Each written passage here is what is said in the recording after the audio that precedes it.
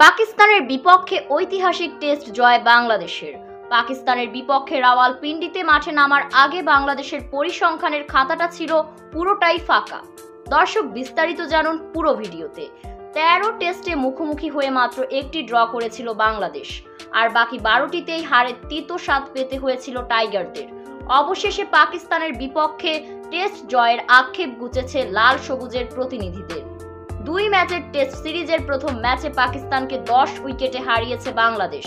পাকিস্তানের বিপক্ষে প্রথম ইনিংসে বোলিংয়ে ভালো করতে না পারলেও দ্বিতীয় ইনিংস দুর্দান্তভাবে ঘুরে দাঁড়িয়েছিল বাংলাদেশ।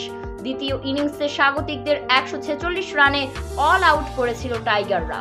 এতে জয়ের জন্য 30 রানের লক্ষ্য পায় বাংলাদেশ। এদিন দুর্দান্ত নৈপুণ্য দেখিয়েছেন দুই স্পিনার মেহেদী মিরাজ এবং সাকিব আল হাসান। দুজনে মিলে শিকার করেছেন 7 উইকেট।